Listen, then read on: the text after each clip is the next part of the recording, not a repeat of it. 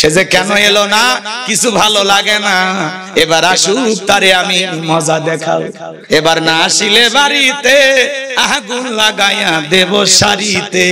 সুযোগ পাইলে ভাবির ঘরে ঢুকালেও বলে, ভাবি আপনার যে চেহারা দেখে মনে হয় না যে আপনি দুই বাচ্চার মা, মনে হয় এখনো আপনি বিশ্ববিদ্যালয়ের ছাত্রী। ভাই যখন বিদেশে থাকে এলাকায় দেবর আমদানি কমে না বাড়ে, ওরা স্লোগান দেয়, ভাবি ভাইয়া তোমার পর আমি যে দেবর, ভেবে দেখো ভাবি কার কত দাবি। ভাই গেছে মালয়েশিয়া, আমরা তো দেশে আসি। ভাবি তখন ডিজিটাল ভাবি দেখে বলে, তুমি শুধু এই কথা বলো, তোমার ভাই তোমার দিকে তাকাই না। আজকে ঘরে ঘরে শান্তি নাই, অশান্তি অশান্তি, কথা বলেন না কেন? সকালে বিয়ে করে বিকালে তালাক দেয়, সন্ধ্যায় বিয়ে করে সকালে তালাক দেয়। দাম্পত্য জীবনে কোনো সুখ নাই, শান্তি নাই। কারণ হলো পারিবারিক জীবনে আমরা রাসূলের সুন্নাত গুলো ভুলে গেছি। দাম্পত্য জীবনে যদি সুখ পেতে চান, ভালোবাসাতে পেতে চান, রাসূলের 4টা সুন্নাত প্রত্যেকটা পরিবারে কায়েম করা লাগবে। এই 4টা সুন্নাত যদি চালু থাকে, তাদের দাম্পত্য জীবনে কোনোদিন অশান্তি আসবে না, সম্পর্ক টিকে থাকার গ্যারান্টি। কথা বলেন ঠিক কিনা? সুন্নাত মাত্র কয়টি? আরো জোরে কারা কারা শুনবেন? দুই হাত তুলে আল্লাহকে একবার দেখান, লিল্লাহে তাকবীর। হাত জামান বাজান গো আমার, কি সেই 4টি সুন্নাত যদি আমি শুরু করে দেই, এখনই আলোচনা এলোমেলো হয়ে যাবে। আমাকে একটু সময় দেন, আপনারা একটু ধৈর্য নিয়ে বসেন, বাকি কথাগুলো বলবো ইনশাআল্লাহ। তাহলে ঘরে ঢুকে স্ত্রীকে সালাম দিবেন তো ইনশাআল্লাহ? কথা কয় না। এক যুবক বলতেছে, হুজুর সালাম দিতে গিয়ে শরম লাগে। আমি তখন বললাম, বিয়ে করছো? কয় কি বলেন হুজুর, 3টা সন্তানের বাপ আমি। কথা বোঝেন নাই মনে হয়, রাগ করেছেন? যুবক তোমরা মন খারাপ করতেছো বাবা। তখন আমি বললাম, বউকে সালাম কি দাও? কয় হুজুর সালাম দিতে গিয়ে শরম লাগে। এটা বলেন তো, বউকে সালাম দিতে গিয়ে যারা বলে শরম লাগে, এটা শরম না শয়তানি? বড় বাচ্চা হয়ে যায়, শরম লাগে না? সালাম আমল করতে গিয়ে শরম লাগে? কথা বলেন না কেন? দুষ্ট ছেলে আছে না? না, বউকে সালাম দিবেন, পারবেন তো ইনশাআল্লাহ? আজকে ঘরে যা সালাম দিবেন, আসসালামু আলাইকুম। প্রথম সালাম দিলে বউ আবার টিটকারি মারবে, বাপ রে বাপ কারে সালাম দিলা? যদি বলেন তোমারই দিলাম, বলবে কোন হুজুরের মুরিদ নিয়ে বাড়িতে ঢুকলা, সেদিনই তো মুখের গাছের কলা চুরি করলা। কথা কোন ঠিক না?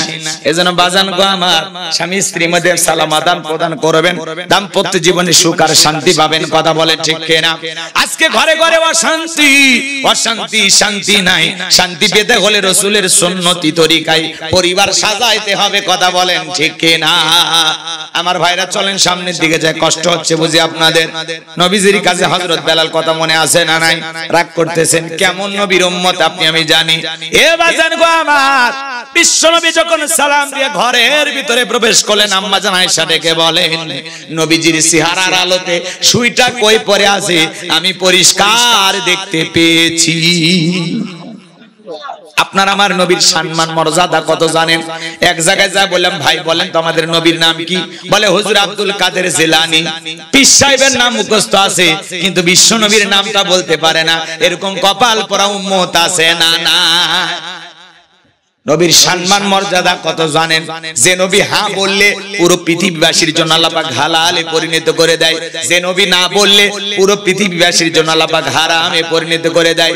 যে নবী জমিনে পা তুললে মাওলা পাকের আরশে আজিমে পৌঁছে যায়, আসমানের চাঁদের দিকে শাকলা করলে চাঁদ 2 টুকরো হয়ে যায়। যে নবী ছাগলের স্তনে দুধ নাই, ওই স্তনে যদি হাত লাগায় দেয় দুধে পরিপূর্ণ হয়ে যায়। তো যে খাবার 2-3 জন মানুষ খাবে, ওই খাবার বিশ্বনবীর হাত লেগে গেলে শত শত মানুষ খাবার খেয়েও যেমন খাবার তেমনি থাকে। বলেন সুবহানাল্লাহ। বিশ্বনবী যখন জমিনে পথ চলতেন, আসমানের মেঘ এসে ছায়া প্রদান করত। বলেন আল্লাহু আকবার। নবীজি যখন ঘেমে যেতেন, নবীজির শরীরের ঘামগুলো আম্মা জানেরা সুন্দর করে নিয়ে শিশির ভিতরে জমা রাখতেন। বিশেষ দিনে রাসূলের শরীরের ঘামগুলো সুগন্ধি হিসেবে ব্যবহার করা হতো। বলুন আল্লাহু আকবার। দয়ার নবী, মায়ার নবী গো, আপনি নবী আমার জীবনের জীবন। প্রেমের নবী, দয়ার নবী গো, আপনি নবী আমার জীবনের জীবন। দেখায় আপনার মোজেজা ভাগ্যবতী বিবি খাদিজা আপনারে করিল জীবনের আপন। ধন দৌলত ধন দৌলত যা ছিল চরণ তলে সব সপিয়া দিল, আপনারে করিল জীবনের আপন। দয়ার নবী মায়ার নবী গো, আপনি নবী আমার জীবনের জীবন। দয়ার নবী মায়ার নবী গো, আপনি উম্মতের জীবনের চেয়েও আপন। কথা বলেন ঠিক কিনা আমার ভাইরা? বিশ্ব নবীর কাছে হযরতে বেলাল ডেকে বলে, নবী আপনি কালেমার দাওয়াত দেন, ইসলামের প্রচার প্রসার করেন। ও নবী, আমি বেলালকে একটু কালেমা পড়ে মুসলমান বানায় দেন। বিশ্ব নবী হযরত বেলালকে কালেমা পড়ে মুসলমান বানায় দিলেন। লা ইলাহা ইল্লাল্লাহু মুহাম্মাদুর রাসূলুল্লাহ সাল্লাল্লাহু আলাইহি ওয়াসাল্লাম। হযরতে বেলাল কালেমা পড়ে মুসলমান হয়ে গেল। আমার নবী ডেকে বলে, বেলাল ইসলামের অবস্থা এখন ভালো না, কালেমা পড়েছো আপাতত প্রকাশ করা যাবে না। আপনারাই বলেন ইসলামের অবস্থা কি সব সময় ভালো থাকে? আজও তাম পৃথিবীর দিকে তাকায় দেখেন, ওই জালেমদের টার্গেট ইসলাম আর মুসলমান। আজও ফিলিস্তিনের জমিনে বড় বড় হামলা চালায় ইহুদি জালেমেরা। এদিকে প্রচন্ড গরম, তাপদহিমা গাজার মানুষের কষ্ট পাইতেছে, অন্যদিকে আবার ওদের হামলা। কথা বলেন ঠিক কিনা আমার ভাইয়েরা? শিশু থেকে বৃদ্ধ পর্যন্ত, মসজিদ মাদ্রাসা হাসপাতাল, কোনো কিছু এই জালেমদের হামলার হাত থেকে রক্ষা পায় না। এই বর্বর জাতি ৭৭ বছর ধরে ফিলিস্তিনের নিরীহ মুসলমানদের উপর নির্যাতন জুলুম চালায় যাচ্ছে। আল্লাহর কাছে দোয়া করি, আল্লাহ ফিলিস্তিনের মুসলমানদেরকে আপনি বিজয় দান করুন, জোরে বলুন আমিন। আর ওই ইহুদি জাতি জালেমদেরকে নমরুদ ফিরাউনের মতো ধ্বংস করুন, জোরে বলেন আমিন। আর একটু জোরে বলেন না আমিন। আমার ভাইয়েরা, হিটলার এদেরকে এমনি মারে নাই, ৬০ লক্ষ ইহুদি কেন মারছিল? এই হিটলার মরার আগে বলে গেছে, মানুষ মারলাম তোমরা আমারে স্বৈরাচারী বলো। কথা কয় না কেন? ইহুদি গুলোকে মারছি টের পাইবা, কিছু আন্ডা বাচ্চা রেখে গেলে পরে টের পাইবা আমি হিটলার ইহুদিদেরকে কেন হত্যা করেছি। আমরা তো এখন টের পাইতেছি, এই সামান্য কিছু ইহুদি মুসলমানদের বিস্ফোরা, ওদের নির্যাতন জুলুম দেখতে দেখতে আমরা অতিষ্ঠ হয়ে যাচ্ছি। ওদের বর্বর নির্যাতন জুলুমে প্রতিদিন মুসলমানের না খেয়ে রাত্রি যাপন করতেছে। কথা বলেন ঠিক কিনা আমার ভাইয়েরা? এই ইহুদি জাতি হলো পৃথিবীর সবচেয়ে নিকৃষ্ট জাতি। এদের অন্তরে কোনো মায়া দয়া নাই, এরা চতুষ্পা জঙ্গলি জানোয়ারের চাইতে নিকৃষ্ট। এজন্য আল্লাহ বলেন, উলাইকা কাল আনআম বাল হুম আদল। কিছু কিছু মানুষ আছে যারা চতুষ্পা জন্তু জানোয়ারের চাইতে নিকৃষ্ট। কথা বলেন ঠিক কিনা? এই ইহুদি জাতিকে না দেখলে আমরা বুঝতাম না, ওরা ৩ বছরে ২ বছরের শিশু পর্যন্ত দেখে না, তাদের উপরে পর্যন্ত হামলা চালায়। কথা বলেন না কেন? আল্লাহর কাছে দোয়া করবেন না, আল্লাহ ফিলিস্তিনের মুসলমানদেরকে আপনি বিজয় দান করুন, জোরে বলুন আমিন। এখনো হামলা চলতেছে। আর কথা আমার ভাইয়েরা, এই জন্য গভীর মনোযোগ দিয়ে কথাগুলো শুনবেন। তাম পৃথিবীর ২০০ কোটি মুসলমান যদি একসাথে প্রতিবাদ করত, মুসলিম রাষ্ট্রগুলো যদি ফিলিস্তিনের মুসলমানদের পাশে দাঁড়াইতো, বিশ্বাস করেন জালেমেরা হামলা করার সাহস পাইতো না। কথা বলে ঠিক কিনা? একদিকে মুসলমান একদিকে জালেমেরা মুসলমান মারে, অন্যদিকে মুসলমানেরা চেয়ে চেয়ে দেখে। এই জন্য ওরা মারার সাহস আরো বেশি পায়। প্রত্যেকটা দেশের মুসলিম কান্ট্রির নেতাগুলো যদি, বিশ্বের বড় বড় মুসলিম রাষ্ট্রের নেতাগুলো যদি এই জালেমদেরকে হুমকি দিত, আর একবার যদি হামলা করো পৃথিবীর জমিন থেকে তোমাদেরকে নিশ্চিহ্ন করে দেব। ইরান কিছুটা প্রতিহত করতেছে। আমরা শুধু বলবো ইরান নয়, পৃথিবীর সকল মুসলমান দেশগুলো যেন ফিলিস্তিনের মুসলমানদের পাশে দাঁড়াইয়া ওই জালেমদের হাত থেকে, আমাদের নিরীহ নির্যাতন জুলুম সহ্যকারী ফিলিস্তিনি মুসলমানদের পাশে দাঁড়ায়। কথা বলেন ঠিক কিনা? আল্লাহ ফিলিস্তিনি মুসলমানদেরকে আপনি বিজয় দান করুন, একটু জোরে বলেন আমিন। আমার ভাইয়েরা, যেখানে মুসলমান সেখানে চলতেছে জালেমদের জুলুম আর নির্যাতন, কথা বলে ঠিক কিনা? কিন্তু মনে রাখবেন, হাজারো নির্যাতন জুলুম করেও ওরা মুসলমানদেরকে বিদায় করতে পারবে না। জুলুম নির্যাতন যত বাড়বে মুসলমানদের বিজয় তত নিকটে। জালেমদের শেষ পরিণতি হলো পরাজয়, আর ঈমানদারদের শেষ পরিণতি হলো বিজয়। বিজয়ের মালা আমরাই পরবো, বিজয়ের হাসি একদিন আমরাই হারবো, কিন্তু একটু কষ্টের পথ পাড়ি দিতে হচ্ছে, একটু ঘন কালো আধার রাত পাড়ি দিতে হচ্ছে, কথা বলেন ঠিক? বিজয় আসবেই ইনশাআল্লাহ, হয় 2 দিন আগে নয় তো 2 দিন পরে, কথা বলেন ঠিক কিনা? ভয় পাওয়ার কোনো কারণ নাই। মুসলমান মার খাইতেও জানে, পাল্টা মার দিতেও জানে। হামাস মুসলমানের এখন কিছুটা প্রতিহত কথা শিখছে। এই যে হুতি, ইরান, এরা যেভাবে পাশে দাঁড়াইতেছে, হবে বিজয় আশা করতেছি। খুব দ্রুতই শুনতে পারবেন আলহামদুলিল্লাহ ফিলিস্তিনের মুসলমানেরা বিজয় লাভ করেছে। আবারও বাইতুল মুকাদ্দাস মসজিদুল আকসা, যেখান থেকে রাসূলের মেরাজের সূচনা শুরু হয়েছে, এটা আবারও মুসলমানদের দখলে আসবে। মুসলমানেরা নির্বিঘ্নে আসমানের মালিক প্রভুকে সিজদা দেবে, কথা বলে ঠিক কিনা? আমার ভাইয়েরা চলুন সামনের দিকে যাই। আমার নবী ডেকে বলে, বেলাল কালেমা পড়ে মুসলমান হয়েছো, আপাতত প্রকাশ করা যাবে না। হযরত বেলাল ডেকে বলে, নবী আমার জীবনের কোনো দাম নাই। আমার মনি ওমায়েকে বলেছিলাম উটদুম্বা ছাগল পেশাব পায়খানা করে দেয়, এই ঘরে থাকতে আমার বড় কষ্ট হয়। ওমায়ে ডেকে বলে, বেলাল উটদুম্বা ছাগলের দাম আমার কাছে আছে, কিন্তু তোর মতো কালো হাফসি বেলালের দাম আমার কাছে নাই। এই কথা বলে, ও নবী আপনি আমার জন্য একটু শুধু দোয়া করে দেন, মৃত্যু পর্যন্ত জানো কালেমার পথে টিকে থাকতে পারি। এই কথা বলে হযরতে বেলাল চলে গেলেন।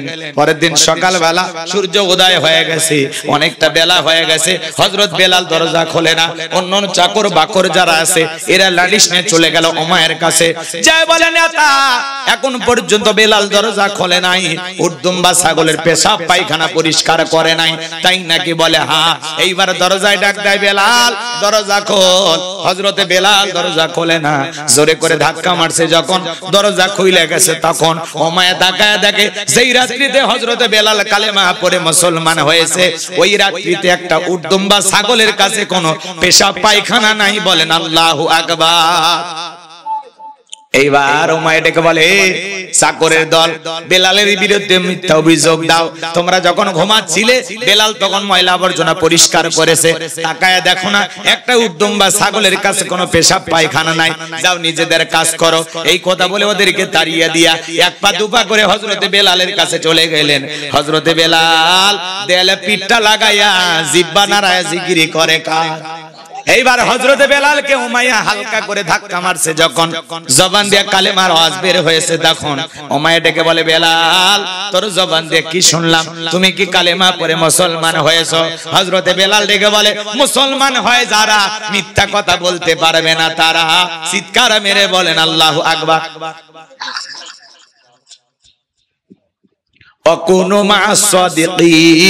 মুসলমানেরা হবে সত্যবাদী, কথা বলেন ঠিক কিনা? কথা বলেন, কষ্ট হচ্ছে। মুসলমানেরা হবে সত্যবাদী। মুসলমানেরা কখনো মিথ্যাবাদী হতে পারে? আমাদের সমাজে মিথ্যাবাদী আছে না নাই? সকালবেলা মিথ্যা কথা বলে নাস্তা করে, দুপুরে লাঞ্চ করে, রাতে ডিনার করে, ভরা পেটেও মিথ্যা, খালি পেটেও মিথ্যা। এক ঠ্যাং কবরে চলে গেছে, এরপরে মিথ্যা বলা ছাড়ে না। মিল্টন সমানদারের মতো সবাই ভালো মনে করেছিল, এখন দেখা যাচ্ছে বৃদ্ধাশ্রম খুলে অসহায় মানুষের সেবার নামে তাদেরকে কিছুদিন সুস্থ রেখে আবার চিকিৎসার নাম কইরা তাদের কিডনি গুলো বিক্রি করে দেয়, দেহের অঙ্গ প্রত্যঙ্গ বিক্রি করে দেয়, সেবার নামে মুখোশের আড়ালে এই ধরনের কাজ করতেছে। আজকে মুখোশের আড়ালে সব কি হচ্ছে? জাতির মানুষের সামনে, মিডিয়ার সামনে যখন কথাগুলো প্রচার হয়ে গেছে, মানুষ অবাক হয়ে যাচ্ছে। হারে যাকাতের টাকা মানুষ পাঠাইতো বৃদ্ধাশ্রমে, মানুষ লক্ষ লক্ষ কোটি কোটি টাকা দিয়ে সহযোগিতা করত, বিদেশ থেকে মানুষ টাকা পাঠাইতো। আমার ভাইরা, এই মিল্টন সমানদালের 1-2 নয়, প্রায় 2 কোটির মতো মানুষ ফলোয়ার। সাকিব খানের বেল নাই, সাকিব আল হাসানের বেল নাই। বাংলাদেশের সবচাইতে বড়, এখন সবচাইতে বেশি ফলোয়ার তার ডক্টর মিজানুর রহমান আজহারি ভাইয়ের এত ফলোয়ার নাই। নাই, তার সাথে বেশি ফলোয়ার তার। কেন হলো বিভিন্ন ওলামা ইকরামদের ছবি দিয়া, কখনো শাইখুল হাদিস আল্লামা মামুনুল হকের ছবি দিয়া, কখনো আল্লামা দেলোয়ার হোসেন সাইদি হুজুরের ছবি দিয়া বলে আমি সাইদি সাহেব বলছি আমাকে একটা ভোট দেন, ডান পাশের বাটনে একটা লাইক দেন, বুঝেন নাই? এগুলো আবার বুস্ট করতো, এগুলোর মাধ্যমে লাইক শেয়ার কমেন্টস বেশি হইতো। এরকম করতে করতে ফলোয়ার বাইরে গেছে। আবার যাদের সেবা করে, দুঃখী মানুষের উপকার করে, ওটা আবার লাইফে সারে প্রচার করে। আমরা দেখে মন থেকে দোয়া করেছিলাম, আল্লাহ তোমার এই গোলামের হায়াত বাড়া দাও, এই মানুষটা বড় ভালো। এখন দেখতেছি বৃদ্ধাশ্রমের নামে অসহায় মানুষের কিডনি গুলো বিক্রি করে দিচ্ছে, অসহায় মানুষের সেবার নামে মুখোশের আড়ালে এসব হচ্ছে কি মিডিয়াতে প্রচার হয়ে মানুষ এখন সিসি করতেছে। আরে আল্লাহর বান্দায় কেমনটা করেছে, বৃদ্ধ মানুষের কিডনি যদি বিক্রি করে, দেহের অঙ্গ প্রত্যঙ্গ গুলো যদি বিক্রি করে, এটা কি মেনে নেওয়া যায়? জোরে বলেন মেনে নেওয়া যায়? এটা সেবার নামে ডাকাতি, কথা বলেন ঠিক কি না? অসহায় মানুষদেরকে তুলে নিয়ে যায়, একটু সেবা করে, মানুষ ভালো বলতেছিল, এটার সুনাম সুখ্যাতি ছড়িয়ে পড়েছিল। এখন আবার দেখা যাচ্ছে এটা আসলে সে ব্যক্তিটা দোষী কিনা, এটা একটা সঠিক তদন্ত করে সঠিক রিপোর্ট বের করে জাতির সামনে প্রকাশ করা দরকার, কথা বলে ঠিক কিনা? তবে মিডিয়াতে শুনতেছি যে সমস্ত মানুষগুলো মারা যাইতো, পাশের মসজিদের ইমাম সাহেব তার গোসল করায় দিত, সে বলছে আমি লক্ষ্য করেছি প্রত্যেকটা লাশের কিডনির এই সাইডে সেলাই করা, কেটে সেলাই করেছে, এটা বোঝা যায়। আমি দুই চারটা এরকম হইতে হইতে জিজ্ঞাসা করেছিলাম, তখন আমি যখন জিজ্ঞাসা করেছি তখন আর লাশ এই মসজিদে দাফন কাফন বা ধোয়ানোর জন্য আর নিয়ে আসেন, এটা এখন অন্য জায়গায় অন্য মানুষকে দায়িত্ব দিয়েছে। মাঝে মাঝে দেখা যায় একদিনে 4-5 জন মানুষও মারা যায়। এই যে সমাজের অস্থিরতা, আবার শোনা যাচ্ছে সেখানে টর্চার সেল আছে যেখানে মানুষকে, বৃদ্ধা মানুষকে পিটাইতো, আঘাত করতো। এগুলো কেন ভাই? আমরা বলতে চাই যারা সেবা করতে চাও সত্যি সেবা করো, সত্যি মানুষের পাশে দাঁড়াও, আসো দুঃখী মানুষের পাশে দাঁড়াও, কিন্তু সেবার আড়লে যেন কোনো ভণ্ডামি না হয়, নোংরামি না হয়, মানুষকে যেন কষ্ট না দেওয়া হয়, মানুষের অঙ্গ প্রত্যঙ্গ বিক্রি যেন না করা হয়। বৃদ্ধ মানুষগুলোর যদি দেহের অঙ্গ প্রত্যঙ্গ বিক্রি করে দেওয়া হয়, এটা বিশাল বড় প্রতারণা, কথা বলে ঠিক কিনা?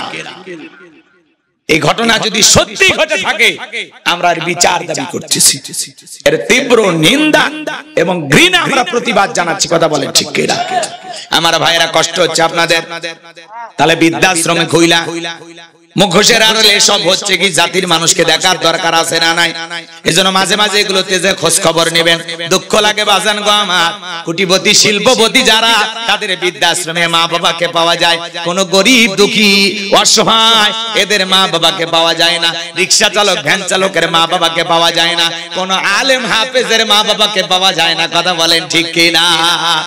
এই সমাজের সবচাইতে বেশি শিক্ষিত লোক, টাকাওয়ালা লোক, তাদের মা বাবাই বৃদ্ধাশ্রমে, তারা শেষ বয়সে মা বাবাকে বোঝা মনে করে, এই কথা বলে দূর দূর করে তাড়িয়ে দেয়। ওলামা ইকরাম জানতে পারে এই মসজিদের ইমাম সাহেব উনি কোনোদিন তার মা বাবার সাথে বেয়াদবি করবে না, কারণ আল্লাহ রাব্বুল আলামিন করেছেন কোরআনে ঘোষণা, ওয়াকাদা রাব্বুকা আল্লা তা'বুদু ইল্লা ইয়্যাহু ওয়া বিল ওয়ালিদাইনি ইহসানা। আমার আল্লাহ ডেকে বলে আমার ইবাদত করো, আমার গোলামি করো, আমার ইবাদতের সাথে আর কাউকে শরীক করো না। আমার ইবাদতের পর তোমাদের দায়িত্ব হলো মাতা পিতার খেদমত করা, তাদের সাথে উত্তম আচরণ করা, ভালো ব্যবহার করা। খবরদার যুবক রে, মা বাবার মনে কষ্ট দিও না। পিতামাতা খুশি, আরশের মালিক খুশি, পিতামাতা বেজার, আরশের মালিক আল্লাহ বেজার। এজন্য বিশ্বনবী বলেছেন হুমা জান্নাতুকা ওয়া নারুকা, তোমার পিতামাতাই তোমার বেহেশত, তোমার পিতামাতাই তোমার দোজখ। হে যুবক সুন্দরী বউ পায়া মার কথা ভুলে যাও না, বাবার কথা ভুলে যাও না, মা বাবার মনে কষ্ট দিও না। বইয়ের ভালোবাসা বইয়ের কাছে, মায়ের ভালোবাসা মায়ের কাছে, বাবার ভালোবাসা বাবার কাছে। কাউকে বেশি প্রাধান্য দিকে কারো প্রতি অবহেলা করা যাবে না, কথা বলেন ঠিক কিনা? যুবক রে, যারা রাগান্বিত হয়ে মা বাবাকে বাড়ি থেকে তাড়ায় দেয়, যাদের মা বাবা বৃদ্ধাশ্রমে পাঠায়া দিয়েছে, এরা মা বাবাকে বৃদ্ধাশ্রমে পাঠায়া দেয় নাই, মা বাবাকে তাড়ায় দেয় নাই, নিজের ভাগ্য থেকে জান্নাতকে তাড়িয়ে দিয়েছে, নিজের ভাগ্য থেকে জান্নাতকে আলাদা করেছে, কথা বলেন ঠিক কিনা? পিতামাতা খুশি, আল্লাহ রাস্তা থেকে তুলে কোটিপতি বানায়া দেবে, পিতামাতা বেজার, ওই 10 তলা 5 তলা বিল্ডিং থেকে আল্লাহ রাস্তার ফকির বানাইতে সময় লাগবে না। এজন্য পিতামাতার দোয়া নেবেন না বদদোয়া, কথা বলেন না কেন? পিতা মাতার খেদমত করতে হবে, মা বাবার মনে কষ্ট দেওয়া যাবে না, পিতা মাতার মন খুশি রাখতে হবে।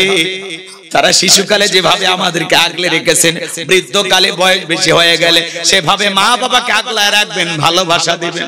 মা বাবা কত বড় দামি নিয়ামত, সে মা বাবার চেহারার দিকে তাকাইলে, ভালোবাসার নজরে তাকাইলে আমলনামায় আল্লাহ কবুল হজের সব লিখে দেয়। হে যুবক, সেই মা বাবার মনে কোনোদিন কষ্ট দিবা না, পিতা মাতার মন জয় করবা।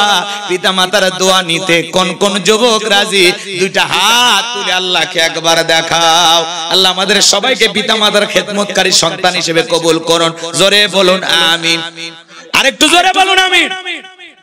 আমরা কি বৃদ্ধাশ্রমে মা বাবাকে পাঠাইয়া শেষ বয়সে তাদের কিডনি গুলো কেউ বের করে রেখে রেখে আপনারা চান? আমার ভাইয়ের আজকে সেবার আড়ালে কি হচ্ছে? বৃদ্ধাশ্রমে অসহায় মানুষকে সহযোগিতার নামে কি ধরনের একটা প্রতারণার ফাঁদ পাতা হয়েছে চিন্তা করা যায়। কোটি কোটি টাকা হাতিয়ে নিচ্ছে, আবার বৃদ্ধ মানুষগুলো কিডনি বিক্রি করতেছে, অঙ্গ প্রত্যঙ্গ বিক্রি করে দিচ্ছে। এটা সেবার নামে জাতিকে ধোঁকা দেওয়া হচ্ছে। কথা বলে ঠিক কিনা? এদের বিচার হওয়া উচিত। আর যদি ঘটনা সত্য না হয়, তাহলে যারা মিডিয়াতে এটা অপপ্রচার করতেছে তাদের বিচার হওয়া উচিত। কথা কয় না কেন? কিন্তু আমরা ভিডিও ফুটেজ যা দেখতেছি তাতে বোঝা যাচ্ছে অবস্থা খুব খারাপ। কথা বলেন ঠিক কিনা? আমার ভাইয়ের, আমরা চাই যে সেবার অন্তর আড়ালে, মুখোশের আড়ালে আসলে কি হচ্ছে এটা যেন জাতির মানুষ একদিন জানতে পারে। কথা বলেন ঠিক কিনা? কষ্ট হচ্ছে আপনাদের? কষ্ট হচ্ছে ভাই? বিপদ কষ্ট পাচ্ছেন? মন খারাপ করিয়েন না। আমরা দোয়া এরকম যারা সেবামূলক প্রতিষ্ঠান করে, বৃদ্ধাশ্রম, অনাথ আশ্রম, এতিমখানা, আমরা একটা মাদ্রাসা বানাইছি আলহামদুলিল্লাহ। কথা বোঝেন না? এখানে এতিম বাচ্চারা আছে, গরিব বাচ্চারা আছে, প্রায় 60 জনের মতো ছাত্র। দোয়া করবে, 2-2.5 লাখ টাকা মাসে যা পারি খরচ করে দিই। নিজের চাইতে ওদেরকে আমি ভালো খাওয়ানোর চেষ্টা করি।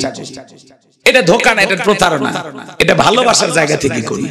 কথা কি বুঝতে পারছেন? আল্লাহর কাছে দোয়া করবেন, মাদ্রাসার পাশাপাশি একটা মসজিদ বানাবো, একটা গণকবরস্থান বানাবো। আল্লাহ যেন তার এই গোলামের স্বপ্নগুলো পূরণ করে দেন। জোরে বলেন আমিন। আরেকটু জোরে বলেন আমিন। ভালো কাজ করে মারা যেতে চায়, ভালো কিছু করে যেতে চায়। হঠাৎ একদিন শুনবেন গোলাম রব্বানী আর বেঁচে নাই, সেদিন কিছু না করতে পারলে একটু দুহাত তুলে মালিকের কাছে দোয়া করে, একটু দিল থেকে দোয়া করবেন। আল্লাহ, তোমার এক গোলাম ছিল, কোরআনের কথা বলতো, বিদায় নিয়েছে। আল্লাহ তার জীবনের ত্রুটিগুলো মাফ করে দিয়া, আল্লাহ তোমার গোলামকে তুমি জান্নাতের উচ্চ মাকাম দান করো। দোয়া করবেন না? বলেন একটু দোয়া করবেন না? আল্লাহ যেন জান্নাতের ফয়সালা করে দেন। জোরে বলেন আমিন। আমি আপনাদের জন্য দোয়া করি, আল্লাহ যেন আপনাদের জীবনের ত্রুটিগুলো মাফ করে দিয়া জান্নাতের ফয়সালা করে দেন। জোরে বলেন আমিন। একে অপরের জন্য দোয়া ছাড়া আর কি বা করা? কথা বলেন ঠিক কিনা? কষ্ট হচ্ছে আপনাদের? এত দূর থেকে জানা যায় অংশগ্রহণ করতে পারবেন না, সেই সুযোগ হবে কিনা জানি না।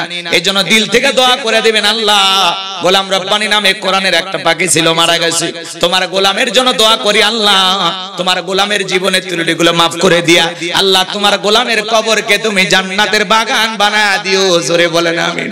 নিঃশ্বাসের কোনো বিশ্বাস নাই, হঠাৎ করে মারা যাব, এটাই জীবনের শেষ মাহফিল হতে পারে, আর কোনোদিন কোরআনের ময়দানে কথা বলার ভাগ্য নাও হতে পারে। হে বাজান, কত মানুষ কত বিপদগ্রস্ত। কথা বলেন ঠিক কিনা? আমরা কিন্তু এক পা ভিতরে আর এক পা বাহিরে নিয়ে ঘুরতেছি। কথা কন ঠিক কিনা? কার কখন ভাগ্যে বিপদ চাপে আমরা কেউ জানি না। যারা কষ্ট নির্যাতন সহ্য করেও পৃথিবীর জমিনে আমরা টিকে থাকবো, আমরা ভীত কাপুরুষের জাতি না, আমরা মুসলিম জাতি, পিতা ইব্রাহিমের সন্তান, আমরা ভয় পাওয়ার জাতি না। কথা বলেন ঠিক কিনা? সামনের দিকে যাই। কষ্ট হচ্ছে আপনাদের? যে কথা বলতে চাচ্ছিলাম বাজান, হৃদয়ের কান পেতে কথাগুলো শুনবেন। আমি যে কথা বলতে চাচ্ছিলাম, হযরতে বেলালের কথা মনে আছে না নাই? উমাইয়া ডেকে বলে, বেলাল রে, উত্তম বা ছাগলের মালিক বানায় দেব, থাকার জন্য ভালো ঘর বাড়ি ব্যবস্থা করে দেব। হযরতে বেলাল ডেকে বলে, ও উমাইয়া, দুনিয়ার কোন পার্থিব সম্পদের বিনিময়ে বেলাল তার ঈমান বিক্রি করবে না। বলেন আল্লাহু আকবার। এইবার ডেকে বলে, আমার কথা না শুনলে বড় নেতা আবু জেহেলকে খবর দেব। বলে, আমি দুনিয়ার কোন আবু জেহেলকে ভয় করি না, আমি ভয় করি আমার আল্লাহকে। একটু চিৎকার মেরে বলেন আল্লাহু আকবার। এইবার উমাইয়া দৌড়ে চলে গেছে আবু জেহেলের বাড়িতে, যায় বলে নেতা সংবাদ খুব খারাপ, আমার বাড়ির কিদোদার বেলাল কালেমা পড়ে মুসলমান হয়েছে। তাই নাকি? বলে হ্যাঁ ঠিক আছে যাও আমি আসতেছি। এইবার আবু জেহেল তার ক্যাডার মাস্তানের সাঙ্গ পাঙ্গ বিশেষ একটা বাহিনী ছিল, যাদের কাজই হলো মুসলমানদের উপর নির্যাতন জুলুম চালানো। ওই সময় কালেমা পড়ে মুসলমান হইতো যারা, আবু জেহেল তার ক্যাডার মাস্তান নিয়ে তাদের উপর নির্যাতন জুলুমের স্টিম রোলার চালাইতো। তাহলে আবু জেহেলের একটা বিশেষ বাহিনী ছিল যাদের কাজ হলো মুসলমানদের উপর নির্যাতন জুলুম চালানো। আজও পৃথিবীতে জালেমদের বিশেষ একটা বাহিনী আছে যাদের কাজই হলো ইমানদার মুসলমানের উপরে জুলুম করা। অনেকে ওটা ভাষা করতেছেন, কেন খারাপ লাগে? নিজের ওয়াদাটা ঠিক রাখবেন না? না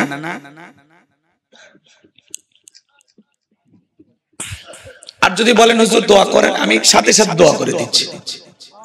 কষ্ট হচ্ছে আপনাদের? আমরা ওয়াদা দেওয়ার বেলায় শক্ত, কিন্তু ওয়াদা পালনের ব্যাপারে আমরা ব্যর্থ। কথা বলেন, হাত তুলবেন, নামাজ পড়বেন হাত তুলবেন, পিতা মাতার খেদমত করবেন হাত তুলবেন। আবার কিছুদিন আসে এই এলাকায় শোনা যাবে যে মা বাবাকে একজন ধরে মারছে, হাত তোলে, নামাজ পড়বে। এতগুলো মানুষ যদি নামাজি হয়, মসজিদে জায়গা হয়? নিজেদের ওয়াদা দেওয়ার আগে একটু চিন্তা করবেন যে আসলে আপনার পক্ষে ওয়াদাটা রাখা ঠিক পারবেন কিনা, এই প্রতিশ্রুতি আপনি রাখতে পারবেন কিনা। ওয়াদা ভঙ্গ করা মুনাফিকের লক্ষণ। কথা বোঝেন না? খালি হাত তোলেন আর ওয়াদা দেন, বুঝে আসলে হাত তুলবেন। যে ওয়াদা রাখতে পারবেন হাত তুলবেন, ওয়াদা রাখতে পারবেন না হাত তোলার কোনো দরকার নাই। ছেলেকে যৌতুক নিয়ে বিয়ে দেবেন না, হাত তোলা। কে দেয়?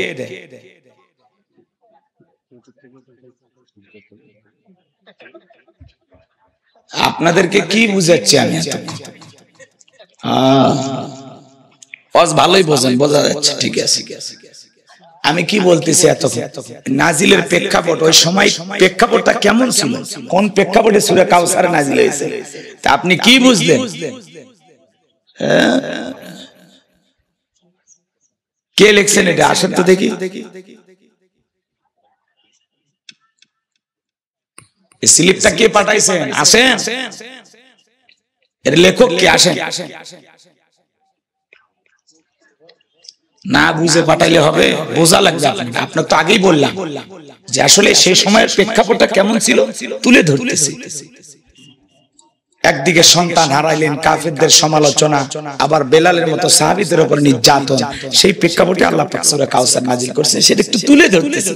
কষ্ট না বুঝেই ফালি পারে। লিল্লাহি তাকবীর। আমার ভাইয়েরা গভীর মনোযোগ দিয়ে কথাগুলো শুনবেন। এই আবু জেহেল এইবার সাঙ্গ পাঙ্গ নিয়ে কাটার মাস্তান সঙ্গে নিয়ে উমাইয়ার বাড়িতে হাজির হয়ে গেল।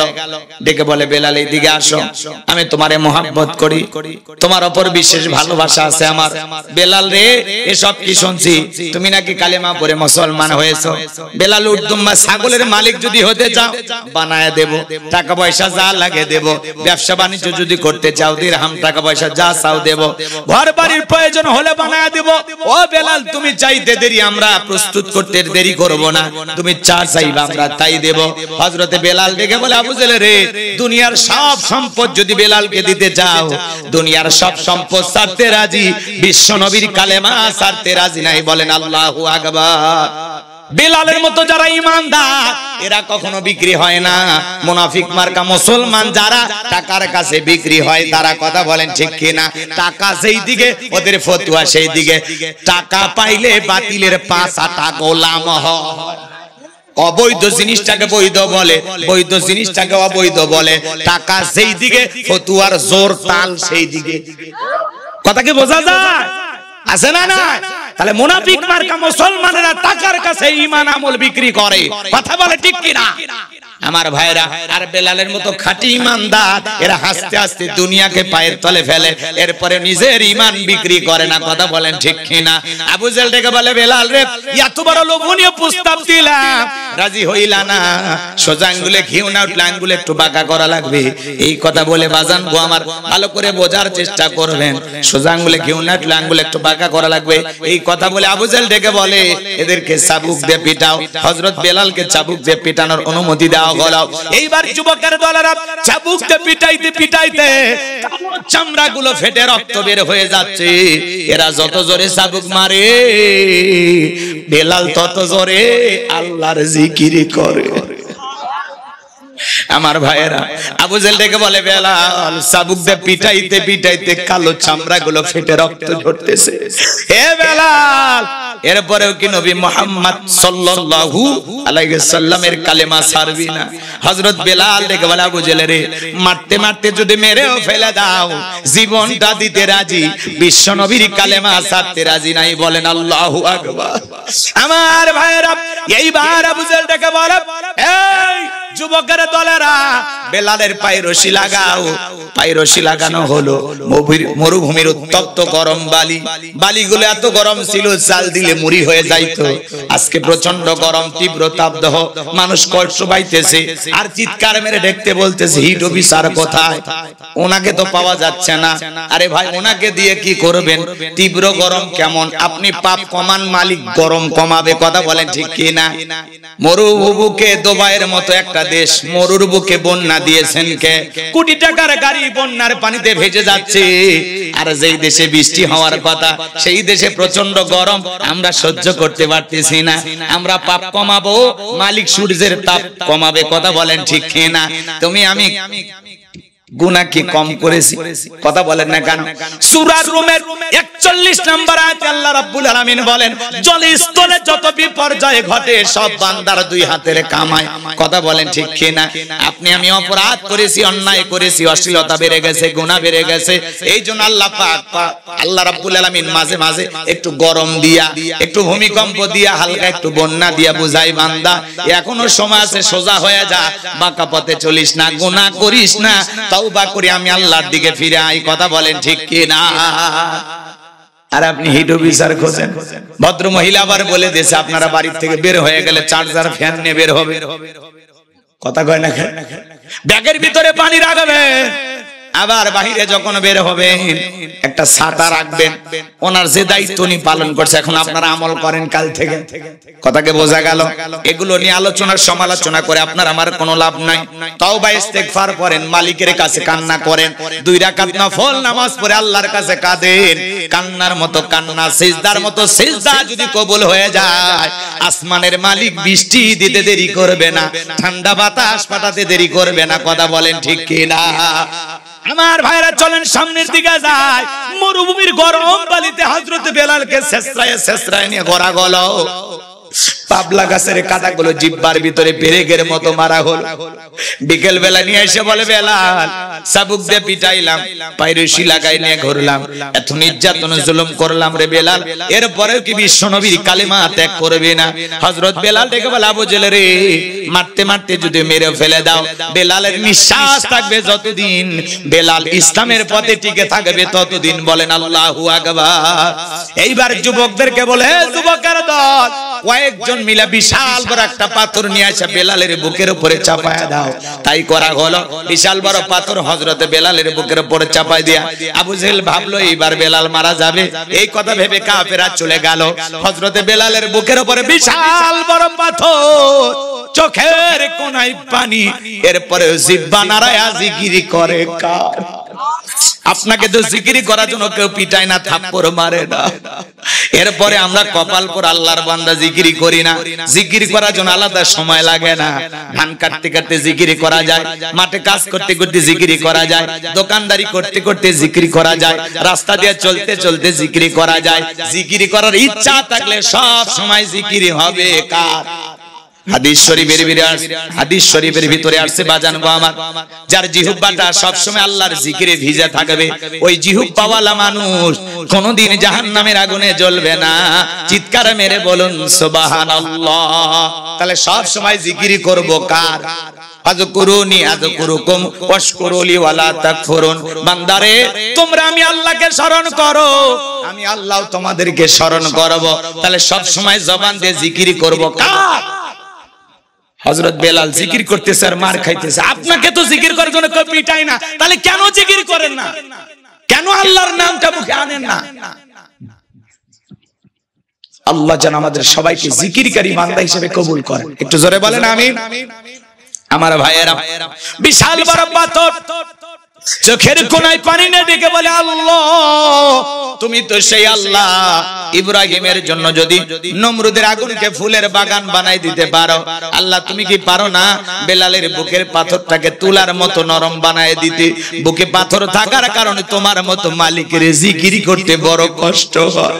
হযরত বেলাল দোয়া করতে দেরি, আসমানের মালিক আল্লাহ দোয়া কবুল করতে দেরি করে নাই। বেলালের বুকের পাথরটাকে আমার আল্লাহ পাক তুলার মতো নরম বানিয়ে দিয়েছেন। আশিক রাসূল বেলাল, নবীর পাগল বেলাল, নবীকে কত ভালোবাসতেন জানেন? বিশ্ব নবী যখন মক্কা নগরীতে পথ চলতো, হযরত বেলাল একবার ডানে যায় আর একবার বামে যায়। আমার নবী জিজ্ঞাসা করে, বেলাল বুঝি না, একবার ডানে যাও আর একবার বামে যাও, ব্যাপারটা কি? হযরত বেলাল ডেকে বলে, নবী আপনি কালেমার দাওয়াত দেন, ইসলামের প্রচার প্রসার করেন, ওই কাফেররা হলো আপনার শত্রু, আপনাকে টার্গেট করে ওরা যদি ডান থেকে তীর নিক্ষেপ করে, ওই তীরটা যেন সর্বপ্রথম আমি বেলালের বুকের ভিতরে ঢোকে, আবার যদি বাম থেকে তীর নিক্ষেপ করে ওই তীরটা যেন সর্বপ্রথম আমি বেলালের বুকের ভিতরে ঢোকে। আমি বেলাল মারা গেলে ইসলামের ক্ষতি হবে না, আপনি নবী মারা গেলে ইসলাম আর মাথা উঁচু করে সামনের দিকে দাঁড়াইতে পারবে না। নিজের জীবনের বিনিময়ে আগলায় রাখতেন বেলাল। বিশ্ব নবীকে বলুন আল্লাহু আকবার। সেই বেলালের উপরে নির্যাতন জুলুমের কথা বিশ্ব নবীর কান মোবারক পর্যন্ত যখন পৌঁছে গেল, নবী তখন ডেকে বললেন, আবু বকর যাও যাও আমার বেলালের জন্য একটা কিছু করো। হযরত আবু বকর সিদ্দিক রাদিয়াল্লাহু তাআলা আনহু কয়েক গুণ দাম বেশি দিয়া গোলামের জীবন থেকে হযরত বেলালকে আযাদ করলেন, মুক্ত করলেন। বলুন আল্লাহু আকবার। ভালো করে বোঝার চেষ্টা করবেন। এই যখন অবস্থা বাজান গো আমার, নবীজির মনটা ভীষণ খারাপ, চোখের কোনায় পানি। নবীর যখন মন খারাপ, নবীকে সান্ত্বনা দেওয়ার দায়িত্ব কার? আরেকটু জোরে বলেন কার? আল্লাহ আসমান থেকে বলে, জিবরাইল আমার বন্ধুর মা নাই বাবা নাই, এ জিবরাইল আমার বন্ধুর মনটা হয়েছে ভারী, আমি আল্লাহ সইতে নাহি পারি। লাহু মাহফুজ থেকে সূরা কাউসার নিয়ে যায় আমার বন্ধুর উপরে নাজিল কর তাড়াতাড়ি। বলুন আল্লাহু আকবার। বিশ্ব নবী ডেকে বলে, আনাস আমার মনটা কেন খারাপ তোমরা জানো? কি তোমার মুস্কি হাসি দেওয়ার কারণ হলো এই মাত্র আসমান থেকে জিবরাইল এসে আমার উপরে সূরা কাউসার নাজিল করলো। বলুন আল্লাহু আকবার। বিশ্ব নবী তখন সাহাবায়ে কিরামদের সামনে এই সূরাটি তিলাওয়াত করে শোনায়া দিলেন, ইন্না আ'তাইনাকাল কাওসার ফাসাল্লি লিরাব্বিকা ওয়ানহার ইন্না শানিয়াকা হুয়াল আবতার। আল্লাহু আকবার। আল্লাহ রাব্বুল আলামিন বলেন, ইন্না আ'তাইনাকাল কাউসার, নিশ্চয়ই আমি আল্লাহ পাক আপনার উপরে হাউজে কাউসার নাজিল করেছি। বলুন আল্লাহু আকবার। ইন্না আ'তাইনাকাল কাউসার, অবশ্যই আমি আল্লাহ পাক আপনাকে হাউজে কাউসার দান করেছি। বলুন আল্লাহু আকবার। বিশ্বনবীকে হাউজে কাউসার গিফট করেছেন কে? পৃথিবীর অন্য কোন নবী বা রাসূলকে আল্লাহ পাক হাউজে কাউসার দান করেন নাই। আপনারা আমার নবীকে আল্লাহ পাক হাউজে কাউসার দান করেছেন। ইন্না আ'তাইনাকাল কাউসার, অবশ্যই আমি আল্লাহ পাক আপনাকে হাউজে কাউসার দান করেছি। ও নবী ভালো করে বোঝার চেষ্টা করবেন। আল্লাহ পাক বিশ্ব নবীকে হাউজে কাউসার দান করলেন। এই হাউজে কাউসারের পানি মধুর চাইতে মিষ্টি, দুধের মতো সাদা, পানির চাইতে ক্লিয়ার। ওই কঠিন কিয়ামতের ময়দানে যেদিন মানুষের জিহ্বা ঝুলে আসবে কুকুরের মতো নাভি পর্যন্ত, যেদিন জমিন হবে তামার জমিন, সূর্যটা সোহাগ মাথার উপরে চলে আসবে, আল্লাহর আরশের ছায়া ছাড়া আর কোনো ছায়া দেখবে না। যেদিন মা তার সন্তানের পরিচয় দেবে না, ভাই ভাইয়ের পরিচয় দেবে না, স্বামী স্ত্রীর পরিচয় দেবে না, ওই কঠিন কিয়ামতের ময়দানে বিচার দিবস যেদিন কায়েম হয়ে যাবে, ওই বিচার দিবসের একদিন হবে 50,000 বছরের সমান।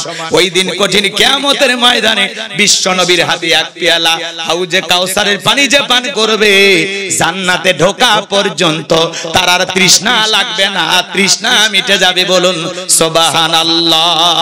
বিশ্ব নবী হাউজে কাউসারের পেয়ালা নিয়ে দাঁড়িয়ে থাকবেন, হাজার হাজার মানুষ বিশ্ব নবীর হাতে হাউজে কাউসারের পেয়ালার পানি পান করার জন্য রওনা করবেন। কিছু মানুষের সামনে আল্লাহ পাক পর্দার আবরণ তৈরি করে দেবেন। আমার নবী তখন ডেকে বলবেন, আল্লাহ সংখ্যায় আমি অনেক মানুষকে দেখতে পাইলাম, কেন জানি সংখ্যাটা কমে গেল, কারণটা কি? আমার আল্লাহ তখন ডেকে বলে, বন্ধু আপনি তো হাউজে কাউসারের পানি সবাইকে পাইকারি দরে পান করাইতে পারবেন না।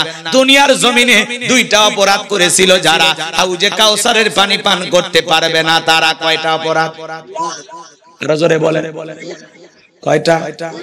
দুইটা অপরাধ। কি কি বলবো? একটু সময় দেন, কষ্ট হচ্ছে আপনাদের। আমার ভাইয়েরা, বিশ্বনবী হাউজে কাউসারের পেয়ালা নিয়ে দাঁড়িয়ে থাকবেন। হযরত ওমর, হযরত আবু বকর পাশে দাঁড়িয়ে থাকবেন। হযরত আবু বকর সিদ্দিক রাদিয়াল্লাহু তাআলা নু পেয়ালাগুলো ভরায়া দিবেন। শুনেন শুনেন, সুবহানাল্লাহ বলবেন না? কে ভরায় দিবেন? হযরত আবু বকর, ইসলামের এক নাম্বার খলিফা, সিদ্দিক আকবর, রাসূলের বন্ধু। কত দামি মানুষ ছিলেন জানেন? ইসলামের জন্য 13টা দোকান ছিল, বিক্রি করে দিয়েছে। সুবহানাল্লাহ বলবেন। কয়টা দোকান? আর আমরা 13টা 26টা বানাবো। কিসের বিক্রি? জাম দেব হুজুর, টাকা দেব। কথা কয় না? ওই যে শোনেন নাই, এক কুকুর তৃষ্ণায় ক্ষুধায় মারা যায়, মনি কুকুরের পা ধরে কান্না করে। লোকজন জিজ্ঞাসা করছে, কাঁদেন কেন? কয় আমার কুকুরটা ক্ষুধার যন্ত্রণা মারা যায়। তো আপনার ব্যাগে কি? কয় রুটি, খাবার আছে। তো বলতেছে খাবার দিলেই তো কুকুরটা বেঁচে যায়। তো পা ধরে কাঁদেন কেন? পা ধরে কেন কাঁদি তুমি বোঝো না? খাবার দিলে টাকা খরচ হবে, কাঁদতে তো টাকা খরচ হবে না। কথা কয় না? কয় না।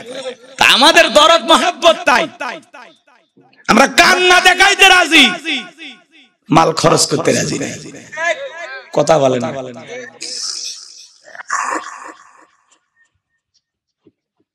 আমার ভাইয়েরা গভীর মনোযোগ দিয়ে শুনবেন।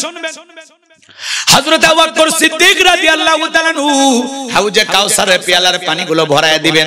মাঝখানে দাঁড়িয়ে থাকবেন হযরত ওমর, বিশ্বনবীর হাতে দিবেন। আর নবী তার আদরের উম্মতদেরকে খুঁজে খুঁজে হাউজে কাউসারের পানির পেয়ালা পান করাবেন। রাসূলকে দেখাও হবে, হাউজে কাউসারের পেয়ালার পানিও পান করা হবে। এমন দৃশ্যের মুখোমুখি কারা হতে চান? দুইটা হাত তুলে মালিককে একবার দেখা। আল্লাহ আমাদের সবাইকে রাসূলের হাতে এক পেয়ালা হাউজে কাউসারের পানি পান করার সৌভাগ্য দান করুন। জোরে বলুন আমিন। আরেকটু জোরে বলেন আমিন। আরেকবার জোরে বলেন আমিন। আল্লাহ রাসূলের হাতে এক পেয়ালা হাউজে কাউসারের পানি পান করার সেই সৌভাগ্যবান উম্মতের কাতারে আমাদেরকে শামিল করুন। জোরে বলুন আমিন। হাত নামান, পানি চাইলেন আর পাইলেন, অত সোজা। রাসূলের হাতে হাউজে কাউসারের পেয়ালার পানি পান করলে জান্নাতে ঢোকা পর্যন্ত আর তৃষ্ণাই লাগবে না। এ পর্যন্ত পৌঁছাইতে গেলে আপনাকে যে একটু কষ্ট করা লাগবে। আমি মুসাফির মানুষ, এলাকায় আসলাম, একটা ছেলেকে বললাম, বাবা কিছু চকলেট দিলাম, দিয়ে বললাম, বাবা আমার এক বদনা পানি এনে দাও, আমি একটু উযু বানাবো। চকলেট পাইয়া ছেলেটা মারছে দৌড়, মাঝপথে আসার খাইয়ে পুড়ে গেছে, একটু ছিলে গেছে, রক্ত বের হয়েছে। চকলেট থাকার কারণে উঠে দাঁড়াইছে, ব্যথা ভুলে গেছে।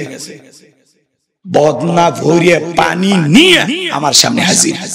আমি তখন বললাম, বাবা এই পানিটা দিকে তোমার কষ্ট হয়েছে, মাঝপথে আসার খাইয়ে পড়ে গেছে, ব্যথা পাইছো, রক্ত মনে হয় বের হয়েছে। ওই চকলেট থাকার খুশি আর আনন্দের কারণে বলতেছে, আমি এরকম কত পড়ে যায়, আমার কিছুই হয় না। কথা কয় না? তো রাসূলের হাতে এক পেয়ালা হাউজে কাউসারের পানি পান করলে ওই কঠিন কিয়ামতের দিন আপনার কাছে কঠিন হবে না, আল্লাহ সহজ করে দেবেন। রাসূলের হাতে এক পেয়ালা হাউজে কাউসারের পানি, আর আল্লাহর আরশের নিচে 7 শ্রেণীর মানুষ ছায়া পাবে। এই এদিকে খেয়াল করেন, ওই আরশের নিচে 7 শ্রেণীর মানুষ ছায়া পেয়ে সেখানে বৈশা তারা কিয়ামতের ফাইনাল খেলা উপভোগ করবে। একটু সুবহানাল্লাহ বলা যায় না?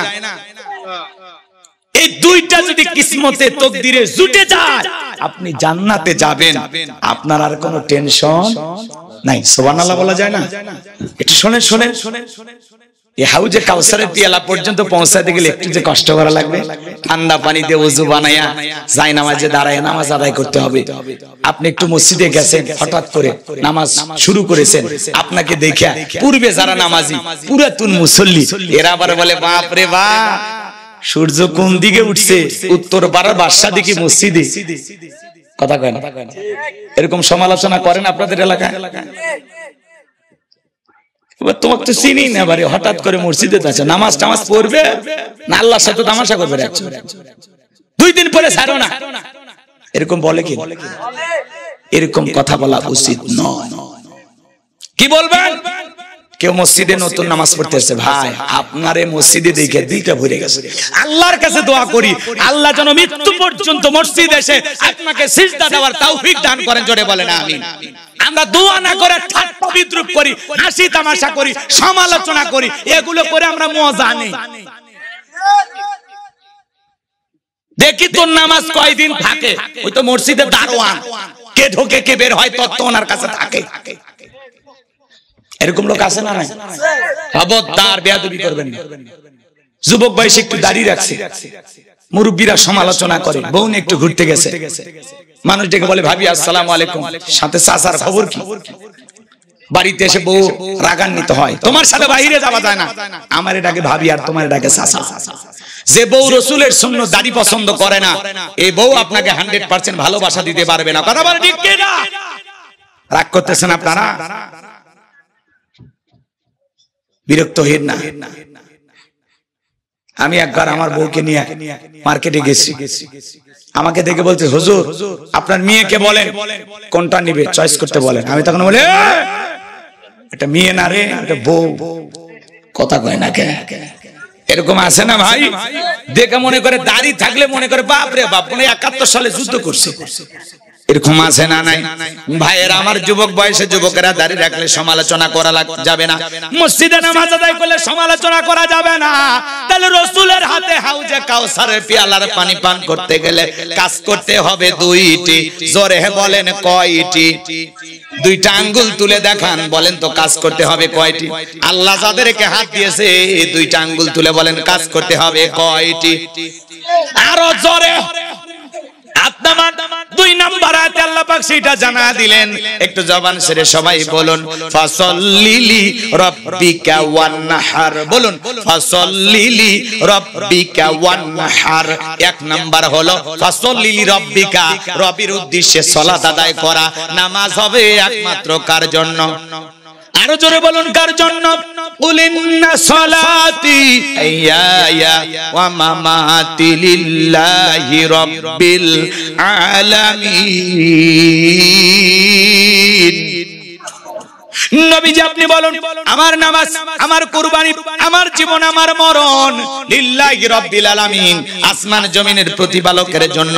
মুমিন জীবনের সব ইবাদত হবে একমাত্র আল্লাহর নৈকট্য লাভের আশায়, আল্লাহকে রাজি খুশি করার আশায়, আল্লাহকে পাওয়ার আশায়। কথা বলেন ঠিক কি না? আমার জীবন, আমার মরণ, আমার বন্দেগী কবুল করো ইয়া ইলাহি, আমার জিন্দেগি, আমার জীবন, আমার মরণ, আমার বন্দেগি। কথা বলেন ঠিক না? এ যুবক, সবকিছু হবে কার জন্য? আজকে অবাক হয়ে যায়, দুনিয়ার ধান্দায় পড়ে বক্তা থেকে হয়ে যায় টিকটকার। মানুষকে বলে আমাকে আপনারা দোয়া করেন, আগে ভাইরাল হই তারপরে আমি ফিরে আসবো। কি কয়? কথা কয় না কেন? আগে ভাইরাল হয়ে নেই তারপরে ফিরে আসবো, এই কথা বলে ভাইরাল হওয়ার নেশায় বক্তা হয়ে যখন মাঠে ময়দানে কথা বলতেছে, ইমামতি করতেছে, খুব বেশি দাওয়াত আসতেছে না, আল্লাহর বান্দা ভালো জানে। আল্লাহর বান্দা এইবার চুলের কালার করে ঘুরতেছে, রং বেরঙ্গের চুল লাগাইছে। মানুষ বলে ভাই আপনি ওয়াজ করতেন, এরকম একজন ভালো মানুষ, আপনি আলেম মানুষ, বক্তা হইয়া কেমনে টিকটকার হয়ে গেলেন? চুলের কাটিং কেন করেছেন?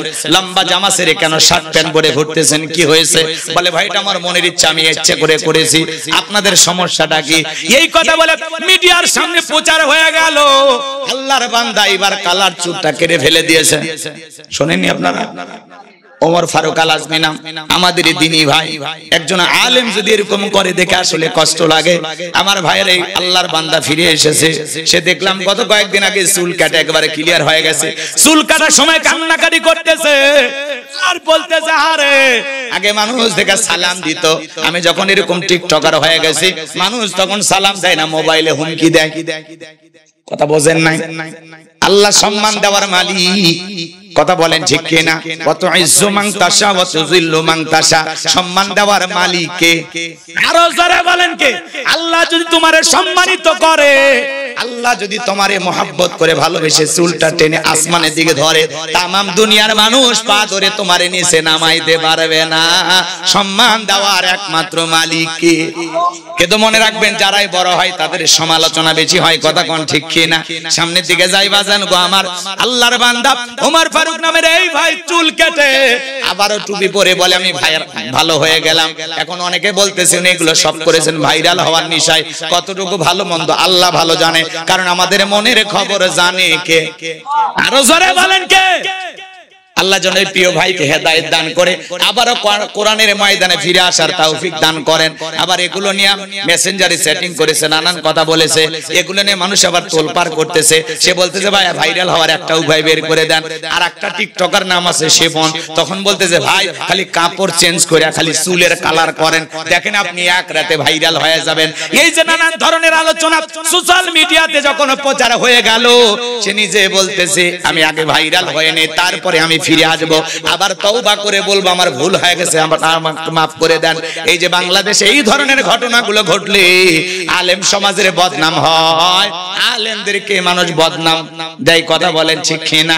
এইজন্য ভাই তোমাদেরকে অনুরোধের ভাষায় বলবো, রিজেক্ট দেওয়ার মালিক আল্লাহ, আল্লাহর উপরে তাওয়াক্কুল করে কথা বলেন, আল্লাহকে রাজি খুশি করার জন্য কথা বলেন, দাঈল আল্লাহর কাজ করেন, ইখলাসের সহিত কাজ করেন, আল্লাহকে পাওয়ার আশায় কাজ করেন, আপনার আমার সম্মান বাড়ায়া দিবেন তিনি কে?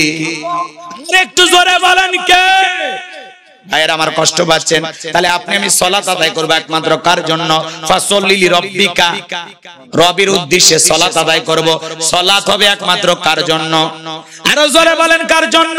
ফালিয়াবুদু রাব্ব হাযাল বাইত আল্লাযী আত'আমাহুম মিন জু' ওয়া আমানাহুম মিন খাউফ। আমার আল্লাহ রাব্বুল আলামিন ডেকে বলেন, এই ঘরের মালিকের ইবাদত করো। বান্দারা ইবাদত যদি ইবাদতের মতো হয়, নামাজ যদি নামাজের মতো আদায় করতে পারো, যে বান্দা 5 ওয়াক্ত সালাতে মাথা নত করে আমার আল্লাহকে সিজদা দিবেন, আমার আল্লাহ ডেকে বলেন এক নাম্বার বান্দা, নামাজ যদি নামাজের মতো হয়, এই ঘরের মালিকের ইবাদত করো। ইবাদত যদি ইবাদতের মতো হয়, নামাজ যদি নামাজের মতো হয়, আমি আল্লাহ দুইটা জিনিস তোমাদেরকে দেব। এক নাম্বার, রিজেকের টেনশন করা লাগবে না, আমি আল্লাহ রিজেকের ব্যবস্থা করব। রিজেক দেওয়ার একমাত্র মালিক কে? আপনাদের এলাকায় রাতের বেলা একটা প্রাণী বের হয়, কুক কইয়া চিল্লায়, ওর নাম কি? শিয়াল পণ্ডিত। চেনেন না আপনারা? ওদের নামই কি? আপনাদের এলাকায় ভাতের হোটেল আছে, মুরগির হোটেল আছে, ব্যাংকের অ্যাকাউন্টে টাকা জমা আছে, তাহলে ওই শিয়াল পণ্ডিতকে খাওয়ায় কে? সকালবেলা পাখি খালি পেটে নিচ থেকে বের হয়ে যায়, সন্ধ্যাবেলায় ওই পাখির পেটে খাবারের ব্যবস্থা করে দেন কে? এক একটা নীল তিমি কয়েক টন করে খাবার খায়, এদের খাদ্যের ব্যবস্থা করেন কে? তাহলে আপনি আমি আশরাফুল মাখলুকাত, আল্লাহ কি না খাওয়ায় মারবে? কথা বলেন না কেন? কত ভ্যানওয়ালা রিকশাওয়ালা সকালবেলা খালি পকেটে বের হয়ে যায়, 500 টাকা 1000 টাকা পকেটের মধ্যে ব্যবস্থা করে দেয় কে? এই শুনুন, আল্লাহ রাব্বুল আলামিন বলেন, ওয়া মা মিন দাব্বাতিন ফিল আরদি ইল্লা আলাল্লাহি রিজকুহা। আমার আল্লাহ ডেকে বলেন, পৃথিবীতে এমন কোন বিচরণশীল প্রাণী নাই যার রিজেকের ব্যবস্থা আমি আল্লাহ আসমান থেকে করি না। ওই আটলান্টিক মহাসমুদ্রে 33,000 ফিট গভীরতল পানি নিচে থাকা ছোট্ট একটা প্রাণী, তার রিজেকের ব্যবস্থা আমি আল্লাহ আসমান থেকে করি। বলুন সুবহানাল্লাহ। তাহলে রিজেক দেওয়ার একমাত্র মালিক কে? আরো জোরে বলেন কে? উত্তরপাড়া রাজ্জাক না, ওইটা হলো আব্দুর রাজ্জাক, ওইটা আবদাস গোলাম বান্দা। রাজ্জাক কে? জোরে বলেন রাজ্জাক কে?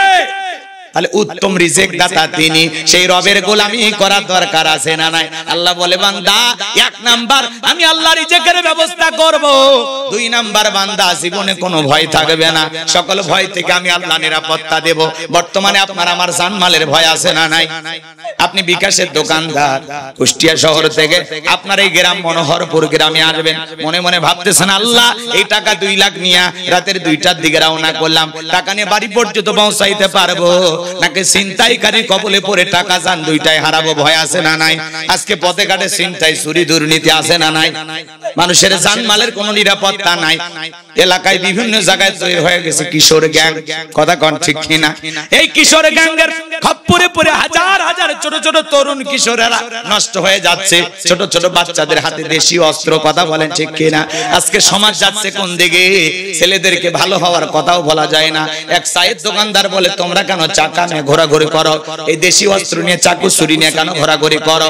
পরে দোকানদার এই কথা বলার কারণে দোকানদারকে হত্যা করেছে। আজকে সমাজে মানুষকে ভালো বলাও যায় না, বললেই বিপদ আছে না নাই? কথা বলেন না কেন? রাগ করতেছেন আপনারা? মানুষের জানমালের কোনো নিরাপত্তা নাই। মেয়েটা কলেজে গেল, একা একা ফিরবে নাকি জামাই সাথে নিয়ে ফিরবে? ভয় আছে না নাই? কথা বলেন না কেন? মেয়েটা স্কুলে গেল, ভালোভাবে ফিরবে নাকি কারো লালসার শিকার হবে? ভয় আছে না নাই? পথে ঘাটে ধর্ষণের খবর আছে না নাই? ধান খেতে ধর্ষণ, পাট খেতে ধর্ষণ, ভুট্টার খেতে ধর্ষণ, ট্রেনে ধর্ষণ, বাসে ধর্ষণ, সিএনজিতে ধর্ষণ, স্বামীর কাছ থেকে নিয়ে যায় পড়তেছে গণধর্ষণ। সমাজে চতুর্দিকে বাজান গো আমার এত ধর্ষণ, সর্বোচ্চ পর্যায়ে মা বোনেরা ক্ষমতায়। আমরা পাকিস্তানের হানাদার বাহিনীদের গল্প শুনেছি, সে সময় মা বোনদের ইজ্জত নিয়ে খেলা করেছিল এক শ্রেণীর মানবরূপী পশুরা, জানোয়ারেরা। স্বাধীনতার এত বছর কেটে যাওয়ার পরেও কেন আমার মা বোন ধর্ষিতা হবে? এই জবাব জাতির কাছে দেওয়ার দরকার আছে না না?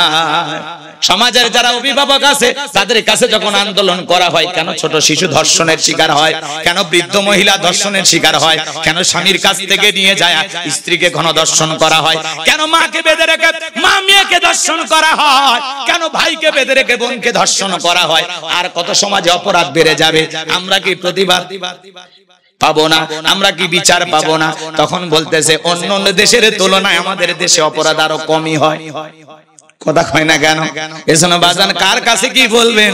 আজকে সমাজের দুঃখ দুর্দশার কথা তুলে ধরলে এক শ্রেণীর মানুষ আমাদের বিরুদ্ধে সমালোচনা করে।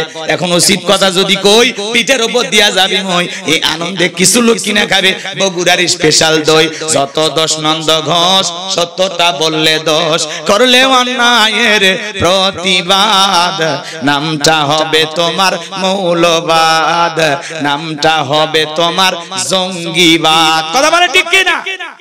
আল্লাহর আইন দিয়ে যদি চোরের বিচার করা হতো, আল্লাহর আইন দিয়ে যদি জিনাকারীর বিচার করা হতো, বাংলার জমিনে এগুলো অপরাধ বাড়ার কোনো সম্ভাবনা ছিল না। আল্লাহর আইন দিয়ে একটা বিচার করে দেখুন, একটা বিচার, এই বাংলাদেশ জান্নাতের টুকরায় পরিণত হবে। কথা বলেন ঠিক কিনা? আল্লাহ এই দেশকে ইসলামের জন্য কবুল করুন। আল্লাহ এই দেশে ইসলামী সমাজ ব্যবস্থা কায়েম করে দেন। জোরে বলেন আমিন। কষ্ট হচ্ছে আপনাদের? আল্লাহর আইন কারা কারা এই জমিনে চান? 2 হাত তুলে দেখান তো দেখি। লিল্লাহি তাকবীর, লিল্লাহি তাকবীর। আলা লাহুল খালকু ওয়াল আমরু, সৃষ্টি যার, আইন চলবে সে আল্লাহর। কথা বলেন ঠিক কিনা? স্রষ্টার আইনেই শান্তি। কথা বলেন না কেন? মালিক যে আপনাকে আমাকে পাঠাইছেন, সে মালিকই ভালো জানেন বান্দাকে কোন আইনে কন্ট্রোল করা যাবে। এইজন্য আল্লাহ সূরা মাইদার ভিতরে বলেছেন, চোর যদি চুরি করে প্রমাণিত হলে হাত কেটে দাও। চোরের হাত কেটে দাও, মিডিয়াতে ফলাও করে প্রচার করো, সব চোরেরা তওবা করে তাহাজ্জুদ পড়া বান্দা হয়ে যাবে। কথা বলেন ঠিক কিনা? আল্লাহর আইন চালু করে দেখেন। কোটি কোটি টাকা, কোটি কোটি টাকা দুর্নীতি। কথা বলেন ঠিক কিনা? ব্যারিস্টার সুমন সাহেব সংসদে দাঁড়ায় বলতেছে আজকে বিদ্যুতের যে অবস্থা, আমরা কঠিন সমস্যায় আছি। পরিশেষে মন্ত্রী মহোদয় বলতেছেন, খবরদার বিদ্যুৎ নিয়ে আপনারা কথা বলবেন না। আপনারা কি জানেন? তো যাবেন কোন জায়গায়? আজকে কেউ যদি প্রতিবাদ করে, তাকে আবার বলা হয় এই সম্পর্কে আপনি প্রশ্ন করবেন না, আপনি কি জানেন? এই কাজের সাথে আমরা জড়িত, আমরা জানি আমরা কিভাবে কি করতেছি। কথা কয় না কেন? মন খারাপ করতেছেন আপনারা, প্রচন্ড গরম, তার উপরে লোডশেডিং, অনেক কষ্টে দিনকাল যাইতেছে বাজান গো আমার, তারপরে কিছু বলার নাই, সমাজে যা চলবে তাই মেনে নিতে আমরা বাধ্য। আমরা বড় অসহায়, আমরা বড় অসহায়, মুমিনদের একমাত্র আল্লাহ হলেন সহায়, কথা বলেন ঠিক কি না? এই জন্য বাজান গো আমার, মুখ ফুটে কিছু কথা বলাও যায় না, প্রতিবাদ করাও যায় না। প্রতিবাদ করবে যারা, বিপদে পড়বে তারা। কথা বলেন না কেন? খারাপ লাগতেছে বুঝি আপনাদের? তাহলে আল্লাহ বলে বান্দা নামাজ যদি নামাজের মতো আদায় করো, ইবাদত যদি ইবাদতের মতো হয়, আমি আল্লাহ তোমাদেরকে দুইটা জিনিস দেব। এক নাম্বার রিজিকের ব্যবস্থা আমি আল্লাহ করে দেব। দুই নাম্বার সকল ভয় থেকে আমি আল্লাহ পাক নিরাপত্তা দেব। জমিনের সকল মানুষ যদি আল্লাহকে সিজদা দেয়, যে বান্দা 5 ওয়াক্ত সালাতে মাথা নত করে আল্লাহকে সিজদা দেবে, সে চুরি করতে পারে না, দুর্নীতি করতে পারে না, টেন্ডারবাজি চাঁদাবাজি করতে পারে না, কিশোর গ্যাংয়ের সদস্য হতে পারে না, জিনা ব্যভিচার করতে পারে না। কথা বলেন ঠিক কি না? কষ্ট হচ্ছে আপনাদের। এই যে ভোলা, ভোলা জেলার নাম আপনারা শুনেছেন, ওই এলাকা একটা বাজার আছে বাজান গো আমার, আজান হওয়া মাত্রই বাজারের সকল দোকানদার দোকানদারি বন্ধ করে আল্লাহর ঘরে গিয়ে আল্লাহকে সিজদা দেয়, আল্লাহু আকবার বলেন। একটা দোকানের একটা জিনিসও চুরি হয় না। দিনাজপুর চিরির বন্দর নামের একটা থানা আছে, এখানে একটা বাজার আছে, নাম হলো শান্তির বাজার। এই বাজারেও যখন আজান হয়, সকল দোকানদারেরা দোকানদারি বন্ধ করে মসজিদে গিয়ে আল্লাহকে সিজদা দেয়, বলে আমরা বহু বছর ধরে আজান দেওয়া মাত্রই মসজিদে যাই, আজ পর্যন্ত আমাদের এই বাজারে একটা জিনিসও চুরি হয় নাই। আল্লাহর বিধানে শান্তি, আল্লাহর বিধানে মুক্তি। আল্লাহকে সবাই যখন সিজদা দেবে, ওই এলাকায় চোর থাকবে না। কথা বলে ঠিক কি না? রাগ করেছেন বুঝি আপনারা? তাহলে সালাত আদায় করব কার জন্য? ফাসল্লি লিরাব্বিকা ওয়ানহার। এক নাম্বার রবের উদ্দেশ্যে সালাত আদায় করা লাগবে। তাহলে আজ থেকে 5 ওয়াক্ত সালাত আল্লাহকে রাজি খুশি করার জন্য মসজিদে গিয়ে কারা কারা আদায় করবেন? 2 হাত তুলে আল্লাহকে দেখান, বুঝে শুনে হাত তোলেন। নামাজ পড়বেন তো ইনশাআল্লাহ। আল্লাহ আমাদের সবাইকে 5 ওয়াক্ত নামাজি বানায় দেন, জোরে বলেন আমিন। এইবার 2 নাম্বার হলো ওয়ানহার। ওয়ানহার মানে কি? কুরবানি করা। কুরবানি করা মানে খালি গরু ছাগল জবাই করা না, নিজের আমিত্বকে কুরবানি করা, অহংকারকে কুরবানি করা, নিজের ভিতরে থাকা পশু সুলভ আচরণকে কুরবানি করা, জানমালকে কুরবানি করা, আল্লাহ রাস্তায় সময়কে কুরবানি করা। কথা বলে ঠিক কি না? ভালো করে বোঝার চেষ্টা করবেন। ওয়ানহার মানে কুরবানি করা। কি করা বলেন তো? আমাদের সমাজে আমরা কুরবানি করি, 7 জন একটা গরু ভাগে কেনে, 4 জন দড়ি ধরে টানে, পিছন থেকে 3 জন ঠেলে। এমন দুর্বল গাভী কুরবানির পশু হিসাবে জবাই করে, যেই গরুর উপরে বয়স্ক ভাতা ওয়াজিব। এমন দুর্বল গাভী, প্রত্যেকটা হাড় দেখা যায়, কুরবানির স্থান পর্যন্ত হাঁটে যাওয়ার শক্তি নাই, কোলে করে নিয়ে যায়। হুজুর বলতেছে ভাই এরকম দুর্বল গাভী জবাই করলে আল্লাহ কবুল করবে না। কয় হুজুর এই খায় না তো 2-4 দিন ধরে, বুঝেন না, কুরবানি হবে, কান্না করতেছে, এজন্য খায় না, একটু শুকে গেছে। উপরে হাত দেখা গেলে ভিতরে বস্তু সেট করা, কথা খায় না। ওই দুর্বল গাভী জবাই করে। এরকম দুর্বল গাভী জবাই করলে হবে না। আল্লাহ কি বলেন? তাসুরুন নাযিরিন, চমৎকার একটা গাভী জবাই করো, আকর্ষণীয়, পুষ্ট পুষ্ট, দেখতে সুন্দর। কথা বলে ঠিক কি না? এই ভাই শোনেন, যারা কুরবানি দেবেন, কুরবানি কেন দেবেন, কার জন্য দেবেন? কথা কয়। ফাসল্লি লিরাব্বিকা ওয়ানহার। 1 নাম্বার রবের উদ্দেশ্যে সালাত আদায় করো। যে রবের জন্য সালাত আদায় করব, সেই রবের জন্য আবার কুরবানি করব। কথা বলে ঠিক কিনা? তাহলে কুরবানি হবে কার জন্য? যারা কুরবানি দেবেন খেয়াল করেন, 3টা জিনিস খেয়াল রাখবেন। কয়টা? 1 নাম্বার যারা কুরবানি দিবেন, নিয়ত সই করবেন যে আমি কুরবানি দিতেছি আল্লাহকে রাজি খুশি করার জন্য। অনেকে কুরবানি দেয় যে আমি কুরবানি না দিলে ছেলে মেয়ে মানুষের গোশতের দিকে তাকায় থাকবে, এজন্য ওদের কষ্ট হইলে আমার আর সহ্য হয় না, প্রয়োজনে আমি সুদের টাকা হোক আর কিস্তি তুলে হলেও কুরবানি দেব। কুরবানি হবে।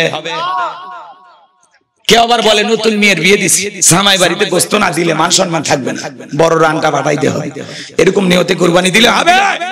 কেউ আবার বলে ঈদের 2 দিন পরে আমার ছেলেটার বিয়ে, একটু মোটা তাজা দেখে গরু কিনছি, ওখান থেকে 30 কেজি আলাদা রাখবো, এই ধান্দায় কুরবানি দিলে হবে? কথা বলা লাগবে ভাই। আপনারা কি বিরক্ত হচ্ছেন? এরকম অনেক নিয়ত আমাদের থাকে, মনে রাখবেন এগুলো উল্টা পাল্টা নিয়ত করা যাবে না।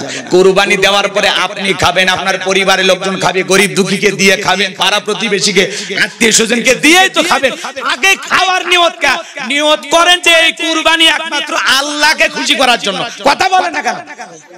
আপনি গরু জবাই করার পরে বিকালে কি ফেরেশতারা বস্তা নিয়ে এসে বলে, এই কুষ্টিয়ার মানুষ বস্তায় তোলো, আমরা আসমানে নিয়ে যা ভুনে করে খাবো।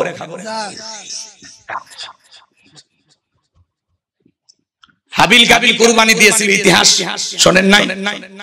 আসমান থেকে আগুন এসে পোড়ায় দেবে, সেটা কবুল হবে, যেটা পড়ে থাকবে কবুল হবে না। কথা বলে না? এই সিস্টেম যদি এখনো থাকতো, অধিকাংশ ধনীরা বলতো কুরবানি দেওয়ার দরকার কি? আল্লাহ এটা বিধান করছে, আসমান থেকে আগুন আসবে পুড়িয়ে দিবে, খামাকা টাকা নষ্ট করে লাভ। মানে আল্লাহর চাইতে বেশি বুঝা এক শ্রেণীর মানুষ কুরবানি দেওয়া থেকে বিরত থাকতো। কথা বল ঠিক কিনা? এই নিয়ম যদি থাকতো, কত মানুষের কুরবানি পরে গড়াগড়ি করতো। তখন বলতে, হাই রে, মন্ডলের কুরবানি, হাজিরি কুরবানি, হুজুরের কুরবানি পরে আছে, কবুল হচ্ছে না, লজ্জায় মুখ দেখাইতে পারতাম না। কথা বলে না কেন? আমি সুদের টাকা হোক, ঘুষের টাকা হোক, জব করতেছি, খাইতেছি, ফুটেনি মারতেছি, বিকেল বেলা দাঁতে কথা কয় না, আছে না ভাই? আবার অনেকে কুরবানি দেয় এলাকায় 5-10 লাখ টাকার একটা গরু নিয়ে এসে, বিশাল বড় মোটা তাজা গরু নিয়ে এসে রাস্তার মধ্যে বাঁধে রাখে। কার কুরবানি? কয় তালুকদারের কুরবানি। কত দিয়ে কিনছেন? কয় 5 লাখ। কয় ঠকেন নাই, জিতছেন। কেন? কয় এই যে গরু, বিশাল গরু, ঠকেন আপনি, জিতছেন। তালুকদারকে আমি ঠকার মানুষ, বোকা শোকা মনে হয়। এই যে পিছনে রান দেখা যায়, এক রানই তো 4 মণ গোশত হবে। এখন কুরবানির পশু কিনে নিয়েছে, কোথায় কি পরিমাণে গোশত হবে হিসাব নিকাশ করলে হবে ভাই।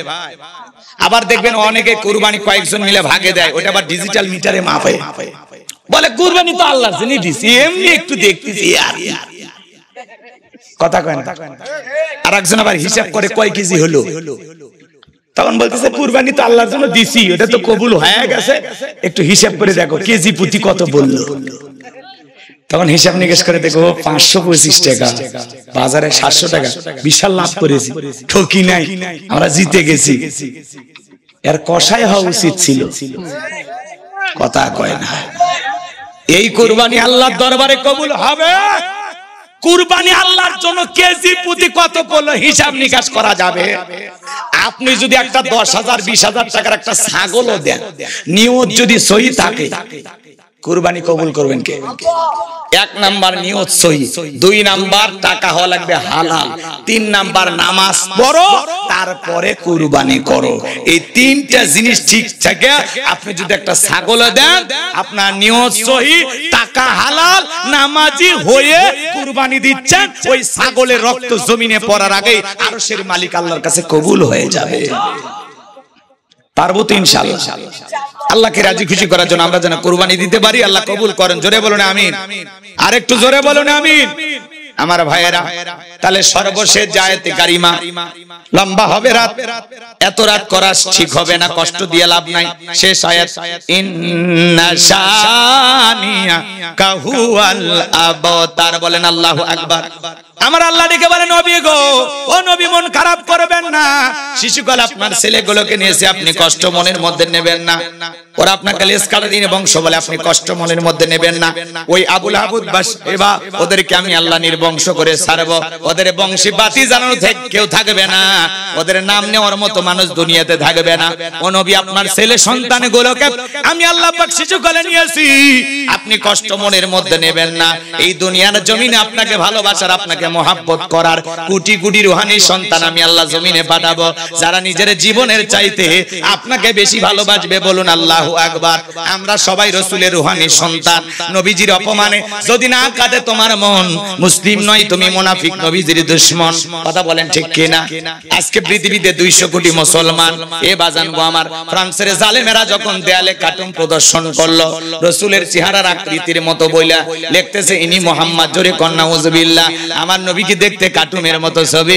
এই পৃথিবীর সবচাইতে সুন্দর সুন্দর মানুষটি হলো মুহাম্মদ রাসূলুল্লাহ সাল্লাল্লাহু আলাইহি সাল্লাম। আপনার আমার নবী হলো পৃথিবীর এক নাম্বার সুন্দর মানুষ, বলেন আল্লাহু আকবার। যেই নবীর চরিত্রের সার্টিফিকেট আল্লাহ দিয়ে বলেন ওয়া ইন্নাকা লাআলা খুলুকিন আযীম, নবী গো আপনি হলেন পুত পবিত্র মহান চরিত্রের অধিকারী। আযীম আরবিতে এমন একটি শব্দ যার গভীরতা মাপা যায় না। ও নবী, ও নবী, আপনার চরিত্র সবচাইতে উত্তম, বলুন আল্লাহু আকবার। নবীর চরিত্রের সার্টিফিকেট দিয়েছেন কে? আরো জোরে বলেন। কষ্ট হচ্ছে আপনাদেরকে। সেই নবীকে গালি দিবে যারা, মুহাম্মদ মানে প্রশংসিত, আগে পরে গাল দিয়ে লাভ নাই। আর আমার নবী দেখতে কার্টুনের মতো ছিল না। রাসূলের ছবি কোন পৃথিবীর মানুষের কাছে নাই, আছে? কথা বলেন আছে? নাকটা বেঁকা করে কয়েকটা দাড়ি কার্টুনের মধ্যে লাগায় দেয়, বল ইনি মুহাম্মদ, জোরে নাউযুবিল্লাহ। ওরা যখন নবীর বিরুদ্ধে সমালোচনা করে ফেসবুকে যুবকরা করে, তখন রাসূলকে মহব্বত করে ভালোবেসে বলে we love Muhammad, I love you Muhammad, বলেন আল্লাহু আকবার। আমার ভাইয়েরা, ওরা সমালোচনা করে কোনো লাভ নাই। নবীর সমালোচনা করবে যারা, নবীকে নিয়ে বাজে কথা বলবে যারা, দুনিয়াতে অবৈধভাবে জন্ম হয়েছে তারা, নবীকে গালি দেবে যারা, তাদের জন্মের ঠিক নাই। কথা ক্লিয়ার? দলিল দেন। ওলীদ বিন মুগীরা নবীকে অকাট্য ভাষায় গালিগালাজ করতেছে, আজে বাজে ভাষায় বিশ্ব নবীকে গালি দেয়। নবীকে যখন গালি দেয়, আসমানের মালিক আল্লাহ সহ্য করলেন না, আয়াতে কারিমা নাজিল করে আমার আল্লাহ বলেন উতুল্লিম বাদা জালিকা জানিম, নবী গো এই ওলীদ বিন মুগীরা আপনাকে গালি দেয়। এই ওলীদ বিন মুগীরা হলো পিতৃ পরিচয়হীন জারর সন্তান, এর জন্মের ঠিক নাই, এ একটা বাস্টার্ড। কথা বলে না কেন? ওলীদ বিন মুগীরা আরবের মানুষ, দৌড়ে বাড়িতে চলে গেছে, যায় বলে মা নবী আমাকে বলেছেন উতুল্লিম বাদা যালিকা জানিম, আমি নাকি পিতৃ পরিচয়হীন জারর সন্তান। ওলীদ বিন মুগীরার মা মনে মনে ভাবতেছে এত গোপন খবর নবী জানলো কেমনে? নবী তো জানতেন না, নবীকে জানিয়ে দিয়েছেন তিনি কে? আর একটু জোরে বলেন কে? এইবার ওলীদ বিন মুগীরা মা বলতেছে বাবা রে আমারও বয়স হয়ে গেছে, মিথ্যা কথা বলে কোনো লাভ নাই। কয়েকদিন পরে একটা কবরে চলে গেছে, কয়দিন আর দুনিয়াতে বাঁচবো, মিথ্যা কথা কেন বলবো? ওলীদ বিন মুগীরার মায়ের নাম ছিল ঝর্ণা। ডেকে বলে বাবা শোনো, তোমার বাবা ব্যবসা বাণিজ্যের কাজে এতটাই ব্যস্ত ছিল, তোমার বাবা ব্যবসা বোঝে, টাকা আছে নে, তোমার মায়ের মন বোঝে না। সে যে কেন এলো না, কিছু ভালো লাগে না, এবার আসুক তারে আমি মজা দেখাও। কথা কয় না কেন? এবার না আসিলে বাড়িতে আগুন লাগাইয়া দেব শাড়িতে, আছে না নাই? কথা বলেন আছে না নাই? শাড়িতে আগুন লাগাইয়া মরার সব মরে। কথা কয় না কেন? স্বামীর জন্য অপেক্ষা করা ভালো, কথা কন ঠিক কিনা? কিন্তু বাড়াবাড়ি করা ভালো না, কথা কয় না কেন? স্বামীর জন্য অপেক্ষা করা কি ভালো, ওইটা মিষ্টি সময়, অপেক্ষায় থাকো। ভালোবাসা থাকলে স্বামীর জন্য বছরের পর বছর অপেক্ষা করা যায়, আর ভালোবাসা না থাকলে 6 মাস 1 বছর খবর না নিলে আর একজনকে খুঁজে নেয়। ভালো করে বোঝার চেষ্টা করবেন।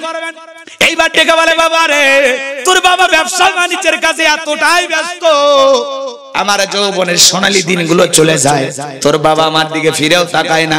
বাড়ির আশেপাশে দেখি তোর চাচা ঘুরঘুর করতেছিল, ভাই যখন বিদেশে থাকে এলাকায় দেবর আমদানি কমে না বাড়ে, ওরা স্লোগান দেয় ভাবি ভাইয়া তোমার পর আমি যে দেবর, ভেবে দেখো ভাবি কার কত দাবি, ভাই গেছে মালয়েশিয়া আমরা তো দেশে আসি, আছে না নাই?